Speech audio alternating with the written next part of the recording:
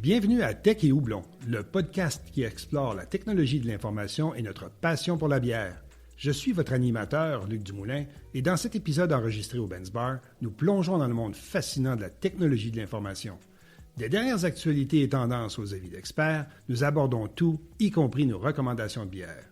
Que vous soyez un amateur de technologie, de bonne bière ou un auditeur curieux, il y a toujours quelque chose de nouveau à découvrir à chaque épisode. Bonjour et bienvenue dans ce nouvel épisode de Tech et Houblon. Aujourd'hui, nous continuons sur le sujet des technologies de stockage, plus spécifiquement reliées au flash system et à la sécurité. Je suis Luc Dumoulin, votre animateur, et comme toujours, on allie expertise TI et convivialité autour d'une bonne bière. Pour cet épisode, nous continuons notre discussion amorcée dans le podcast précédent avec Jean-François Lépine, spécialiste technique en centre de données et stockage SAN. Rebonjour Jean-François et merci de te joindre à nouveau à nous. Bonjour Luc, très content d'être de retour avec toi. Bon, écoute, on parlait de bière. Dis-moi donc, qu'est-ce que tu as prévu comme bière aujourd'hui? Aujourd'hui, ça va être une bière québécoise de la marque Saint-Ambroise. C'est une brute IPA avec un IBU de 40. C'est quand même une bière à 7% d'alcool, donc on va y aller mollo. Bon, et moi de mon côté, fidèle à moi-même, ça va être une Guinness. Bon, cheers. Pour commencer le podcast, moi, je pense que j'aurais le goût de te demander, peux-tu nous parler de ce que du lien entre cybersécurité et stockage? Oui, ben en fait, dans le stockage, on va plutôt parler de cyber-résilience. Donc, la cybersécurité, c'est ce qu'on fait avant ou pour se prémunir, se prévenir les attaques. Mais en stockage, on vous pousse le concept un petit peu plus loin, à savoir vers la cyber-résilience. Donc, qu'est-ce qu'on va faire après le boom ou qu'après une attaque? C'est ça qu'on va être capable de gérer. Attends une minute, c'est quand tu dis après une attaque. Donc, la cyber-résilience, c'est comment on se relève de ce qui aurait passé dans les mailles de la cybersécurité, c'est ça?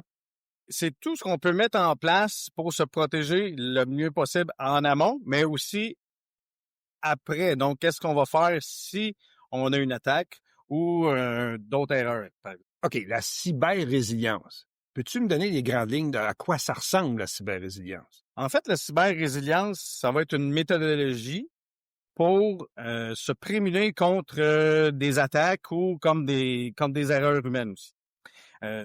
Donc, dans le fond, le premier concept à intégrer là-dedans, c'est chez IBM, Flash System, on l'appelle Safeguarded Copy.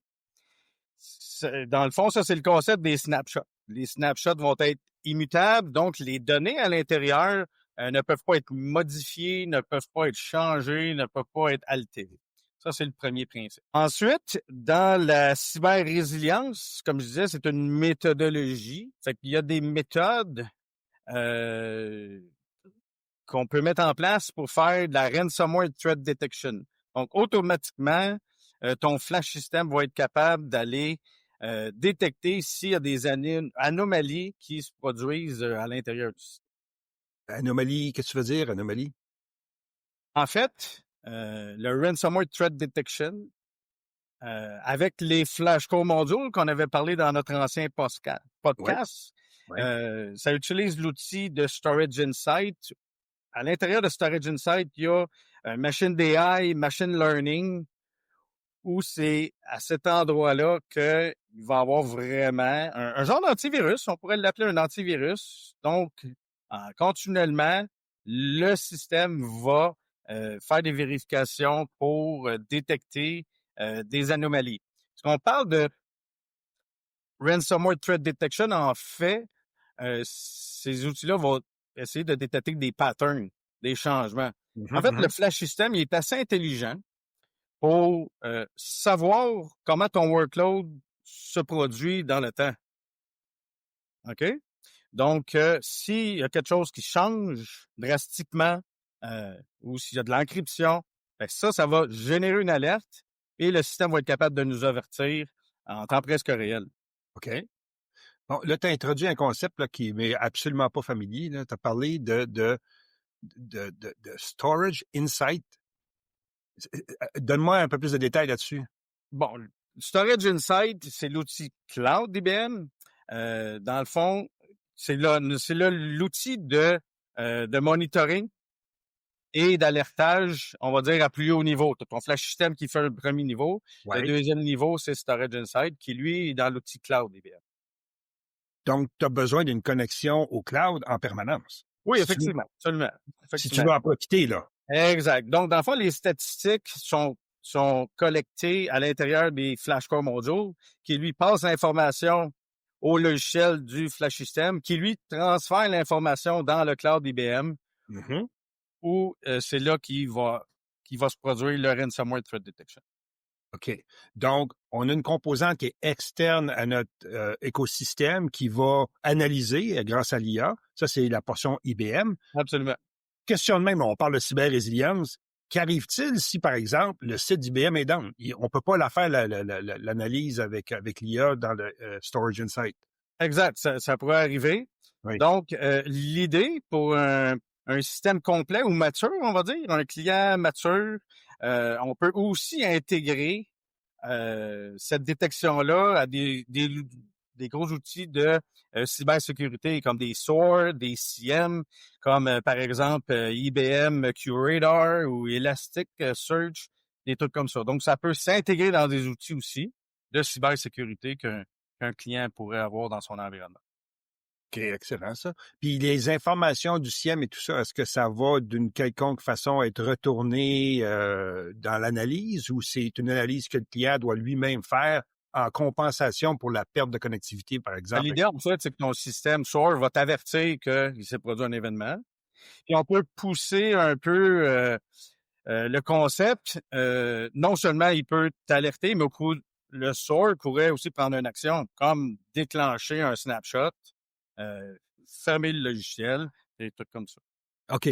Parce que dans le fond, ce qu'on cherche à faire, c'est éviter qu'une attaque fasse en sorte que notre data commence à être encryptée puis qu'on finisse par le perdre. Exactement. Donc, automatiquement, un SOAR sera en mesure de dire, OK, faut que je ferme ce système-là ou au minimum prendre un snapshot. Comme ça, on va avoir l'information de qu'est-ce qui se passe à ce moment précis. OK, excellent. Là, on a mis en parallèle cyber-résilience, cybersécurité. Ce que je comprends, c'est que ta première couche de cybersécurité, c'est les logiciels antivirus qu'on retrouve dans le marché. Par la suite, la deuxième couche, ça va être au niveau de ton storage, accompagné du Storage Insight. J'ai entendu parler de CyberVault. Peux-tu me donner un peu de détails sur ce que c'est? Oui, en fait, CyberVault, c'est carrément le nom qu'IBM a mis à la méthodologie à mettre en place la cyber-résilience.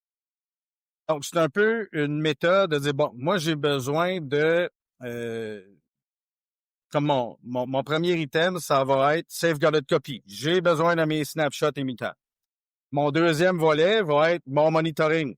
J'ai besoin de Storage Insight ou d'un CIEM et un SOAR qui, lui, va monitorer, m'avertir, m'alerter qu'un problème se passe. On pousse un petit peu plus loin. Mes snapshots, qu'est-ce que je peux faire avec? C'est qu'en fait, disons, je fais 3 snapshots par jour ou 24 snapshots par jour. On pourrait même en faire 256 si je voulais, c'est le maximum possible. Allons-y, mettons, disons un à chaque heure. Donc, 24 snapshots par jour. Je pourrais prendre ces snapshots-là puis les monter dans un environnement de test ou un environnement complètement fermé, sécuritaire, pas dans les réseaux, etc. Puis avec, j'ai le contenu de mon snapshot, donc j'ai mon data de ce moment-là. Je pourrais carrément venir monter le système, faire des vérifications, faire rouler un antivirus, vérifier que tous mes systèmes sont fonctionnels. Donc, si je fais ça à chaque heure de la journée, je peux mettre un checkmark pour dire, ce snapshot-là, mon information est valide et on continue. Donc, je sais que j'aurai X nombre de copies valides de mes données en cas de besoin. OK. Mais est-ce que ça prend quelqu'un qui va monter le système, restaurer le snapshot, faire des tests, puis après ça, approuver ces tests-là? Si on en fait à toutes les heures, ça va me prendre du personnel pour Exact. Si on ferait une méthode manuelle, bien évidemment, c'est extrêmement exigeant, on va dire. Exigeant, on va dire comme ça. L'idée, c'est de l'automatiser avec des scripts, avec d'autres logiciels qui existent. Donc, l'idée, c'est d'automatiser ce process-là, de venir monter mon snapshot, faire des vérifications, faire le checkmark pour dire, OK, ça c'est valide, puis on recommence. L'idée, c'est de l'automatiser le plus possible. Dans le concept de CyberVault, le plus mature on est, dans le fond, c'est quand on a tous les outils en place et la méthodologie pour venir tester nos snapshots au fur et à mesure. OK. Bon, moi, je me mets dans la peau d'un propriétaire d'entreprise, une PME. La maturité, c'est beau, la cybersécurité et la cyber-résilience, c'est beau, mais je veux dire, ça va me coûter un bras puis un autre pour arriver au degré de maturité que tu viens juste de décrire. Qu'est-ce qui serait une posture de cyber-résilience qui serait suffisamment avancée pour être en sécurité? À la base, si on revient juste à notre flash system, on veut 2 éléments. Nos snapshots immutables comme en place, ça coûte rien, c'est intégré dans le logiciel de flash system, on met ça en place, c'est hyper facile. OK. Ça nous prend Storage Insight, deuxième élément pour faire, disons, le ransomware threat detection. Donc, au moins, on a notre premier niveau d'alertage qui est très facile à mettre en place, puis qui vient avec le logiciel de flash system de toute façon. Ce qu'il faut faire attention ici, c'est la quantité de données. Je veux pas les snapshots. Le snapshot comme tel, c'est juste un pointeur. Donc, ça prend pas d'espace à la base. La capacité va changer dans le temps. Plus le data change par rapport à la source, plus ça va prendre de l'espace disque. Donc là, il faut faire attention. Il y a un maximum d'espace disque qu'on a de disponible dans notre flash system. Donc là, il faut s'assurer de ne pas arriver à 100% de l'espace, sinon, tout tombe offline, puis on va causer plus de problèmes qu'on voulait en régler. Et ça veut dire qu'on a notre flash system qui est en place, peu importe la capacité qu'on a, il y a une portion qui est inutilisée généralement dans les systèmes, puis c'est là que les snapshots vont s'accumuler. La majorité des environnements vont avoir beaucoup de transactions qui vont se produire au courant de la journée. La conservation des données devrait ressembler à quoi dans ce temps-là? En fait, il faut toujours voir le safeguarded copy comme c'est plus sur le court terme, on va dire. Faut pas la méthode traditionnelle, c'est les backups. Ça existe encore, ça a encore sa place. OK. Si tu veux faire un restore des données qui étaient là, v'là 1 an ou v'là peut-être 6 mois, le backup a toujours sa place. L'idée de CyberVault ou Safeguarded Copy, c'est de faire un restore hyper rapidement. Dans le fond, en fait, le restore, il est instantané. Surtout que tu fais restore sur ton snapshot, tes données, et voilà, t'es déjà à ton point, ton image que tu étais avant. C'est disponible maintenant. Mais comme ça consomme de l'espace, l'idée, c'est de se poser la question, est-ce que mon data de hier, de v'là 3 jours, de v'là une semaine est encore valide? Dans le cas d'une base de données transactionnelle, probablement que v'là un mois ou v'là une semaine, le data, il veut rien dire de toute façon. Fait que c'est là qu'on peut faire l'analyse et dire, OK, moi, je pourrais faire X nombre de snapshots et les conserver 1 journée, 2 journées, 3 journées, des trucs comme ça. Quelque chose qui ferait du sens pour faire un restore hyper rapide puis se remettre sur pied. Puis ensuite, s'il y a d'autres données, plus d'archivage ou de backup, on prend un vrai backup. Puis c'est moins important que ça revienne plus lentement. OK, ouais. Fait que dans le fond, ce que je comprends, c'est que il y a 2 choses qui doivent être faites en parallèle. Le backup régulier traditionnel qui sert à ramener l'ensemble de tes données, que ce soit pour les ramener en dev, en pré-prod, en test, peu importe le système, ou même pour remonter ta prod. Puis tu as la version snapshot hyper rapide, compacte, que tu accumules selon la façon dont tu as déterminé que ça devait être fait. Puis ça, c'est beaucoup plus pour te protéger sur des attaques directement sur ton data pour éviter les ransomware, finalement. Ça pourrait être des attaques, mais aussi, ça pourrait être juste l'erreur humaine ou un client veut faire des patchs. Donc, on peut faire un snapshot, on fait les patchs, il y a un problème. OK, on revient en arrière, on a fait notre snapshot 15 minutes avant. L'erreur humaine, un admin pourrait faire delete. Oh, fallait pas. Dans ton snapshot, tu peux faire restore automatiquement. Donc, c'est comme pour prévenir les erreurs. Oh, pas juste la cybersécurité, en fait. Je vois. Fait qu'il y a plus. OK, ça a plus de fonctionnalités que juste de la Ça amène cybersécurité. plein de possibilités que t'as pas besoin d'aller vers ton backup. En fait, tu as une méthode hyper rapide, intégrée dans ton système pour faire un restore hyper rapide.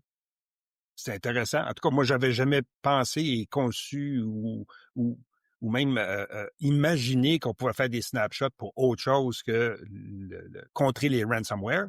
Mais oui, je viens de comprendre que tout d'un coup, au lieu de revenir à ton backup de tout ton entire system, quand on est dans le mode IBMI, au lieu de ramener ton entire system, ben tu peux juste ramener ton snapshot, puis ça revient là où c'était. Ben, comme toi, tu travailles plus en développement, Oui. disons que je peux faire un snapshot, puis je peux te rendre disponible ces données-là. Et un peu à la demande. Dans le sens que, dans le fond, il y a deux options qu'on peut faire avec les snapshots. Normalement, c'est soit des clones ou des thin clones. Bon, j'expliquerai pas le concept technique, là. On va dire que c'est un clone. Donc, j'utilise le contenu de mon snapshot. Bon, ben, je te montre l'environnement en développement. Puis, ben, tu t'amuses avec. Quand quand tu as fait tes changements, ben, on peut l'éteindre ou je peux utiliser un snapshot plus récent qui date de, disons, d'aujourd'hui ou du lendemain ou de 2 heures plus tard. Puis, automatiquement, je peux te faire un refresh du data. Automatiquement, ça va être le nouveau data de ce snapshot-là. Puis, tu peux recommencer tes tests, ton développement ou modifier les informations. Okay. Donc, c'est hyper intéressant dans le concept de DevOps, de développement, des trucs comme ça. C'est hyper flexible. J'imagine que si un client a besoin de conseils par rapport à l'utilisation maximale de ce qu'on peut faire avec les snapshots, tu serais une des personnes chez R2I à contacter pour être capable de discuter, analyser, puis voir comment mettre tout ça en place. Absolument. On l'a fait pour des clients, on le fait à l'interne. Dans le fond, il faut pour un client, il faut bien évaluer son taux de changement. Taux de changement qui va définir un peu combien d'espace on a disponible sur son stockage. À partir de là, tant qu'on a assez d'espace, assez de capacité dans notre flash system, on peut se permettre l'utilisation de l'utiliser de plein de façons. OK. Tu sais, on a parlé tantôt d'une position mature au niveau de cyber-résilience. Est-ce qu'on a des expériences ou des expertises chez R2I concernant ce type de client-là? Parce que c'est pas tous les clients qui sont capables de se rendre à ce niveau de maturité-là. Il y en a qui sont en chemin, il y en a qui ont juste pas les moyens. Mais est-ce que nous, on a eu la chance de travailler dans des environnements comme ceux-là? Oui, absolument. On l'a fait pour quelques clients. Ce qu'on a mis en place, dans le fond, c'est carrément Safeguarded Copy 2.0, on va dire, pour les snapshots. Ensuite, on a mis en place un environnement coquille où le client peut monter les snapshots, puis carrément démarrer le serveur, vérifier l'information, faire les tests nécessaires. Donc, oui, on l'a déjà mis en place. C'est intéressant que R2I ait développé cette compétence-là, parce que j'imagine que c'est pas une compétence qui doit se retrouver facilement dans le marché. Ben, en fait, c'est que c'est un nouveau concept dans les flash systems. Ben, ça fait quelques années déjà, mais c'est relativement nouveau. Donc, ça prend les nouveaux modèles, ça prend le bon niveau de firmware pour pouvoir mettre ça en place. Nous, on l'a intégré, on l'a utilisé, puis on a été capable aussi de l'intégrer chez nos clients chez qui utilisent le flash system. Puis j'imagine qu'on suit toutes les formations qui sont disponibles pour être sûr que nous soyons toujours à la dernière page de ce qui se produit au niveau des améliorations et tout ça, là. Ben, tu vois, moi, personnellement, oui, je fais beaucoup de formations continues selon, il y a des webinaires IBM, mais j'ai eu la chance d'aller à IBM Tech Exchange, là, la grosse conférence technique IBM, les 2 dernières années, là, en 2023 et 2024, là, j'ai pu aller à Las Vegas là, sur ces conférences techniques-là. Mm-hmm. Donc, j'ai eu la chance de rencontrer des experts techniques mondiaux. Ça, c'était super intéressant. Donc, j'ai pu discuter avec les experts mondiaux et recevoir les formations, les conférences. C'était hyper intéressant. J'en ai gagné une expertise beaucoup plus fine que ce que j'avais avant. OK, bien, en conclusion, Jean-François, tu sais, je comprends que la cybersécurité, tout le monde est gagné à ça maintenant. Tout le monde comprend que c'est nécessaire. La cyber-résilience, On en entend parler, mais je suis pas convaincu que ça a vraiment atteint son apogée au niveau de la compréhension puis des investissements. Qu'est-ce que tu aurais à dire à nos clients en terminant? Ben, en fait, comme tu sais, le taux de cyberattaque est tout simplement en augmentation phénoménale là, selon les chiffres qu'on voit. L'idée, c'est de se protéger en amont. Si on a un flash system, il n'y a rien qui nous empêche de mettre en place la méthodologie CyberVault. C'est pas un effort immense à mettre en place. Hmm. Donc, l'idée, c'est tout simplement de se préparer en amont au cas où ça arrive. C'est un peu ça. C'est ça qui fait que les gens sont moins tentés. C'est au cas où ça arrive, puis il y a souvent le syndrome du ben moi, ça m'arrivera pas, il n'y a pas de chance que ça se produise. Je suis pas une compagnie qui est intéressante pour les fraudeurs ou les hackers. Mais dirais-tu que l'effort à investir est pas si grand pour une protection, une assurance finalement, d'être capable de récupérer rapidement les affaires? Exactement. Donc, l'outil existe, la méthode existe, c'est quand même facile à mettre en place. Donc, il n'y a rien qui empêche un client aujourd'hui de le faire. Dans un monde idéal, comme on disait tantôt, la compagnie la plus mature l'a déjà tout mis en place. Mais si c'est pas le cas, c'est pas tant d'efforts non plus. Il faut pas s'imaginer que c'est extrêmement complexe. C'est quelques étapes à mettre en place. Mais ça va vraiment valoir la peine. Eh bien, voilà qui conclut cet épisode de Tech et Houblon. Merci encore une fois, Jean-François, pour ta participation. À vous, fidèles auditeurs, merci de votre écoute et demeurez à l'affût de nos prochains podcasts où nous couvrirons d'autres sujets reliés au monde des technologies de l'information.